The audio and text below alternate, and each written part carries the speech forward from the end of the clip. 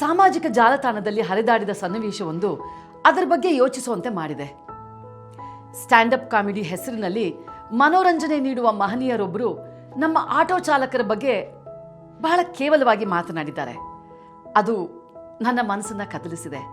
ಕಾರಣ, ನನ್ನ ನಂಬಿಕೆಗೆ ಅನುಗುಣವಾಗಿ ನಿಯತ್ತಿನಿಂದ ಮಾಡುವ ಎಲ್ಲ ಕೆಲಸವು, ಎಲ್ಲ ವೃತ್ತಿಯೂ ಗೌರವಯುತವಾದದ್ದು ಮತ್ತು ಒಂದು ಸಮಾಜವನ್ನು ನಡೆಸಲು ಎಲ್ಲ ವೃತ್ತಿಪರರ ಅವಶ್ಯಕತೆ ನಮಗಿದೆ. ಈ ಮನಸ್ಥಿತಿ ನಮ್ಮ ಪ್ರತಿಯೊಬ್ಬರಲ್ಲಿಯೂ ಬರಬೇಕಾಗಿದೆ. ಇದನ್ನು ಇಂಗ್ಲಿಷ್ನಲ್ಲಿ ಡಿಗ್ನಿಟಿ ಆಫ್ ಲೇಬರ್ ಅಂತಾರೆ. ಅಂದರೆ ಕಾರ್ಯದ ಘನತೆ.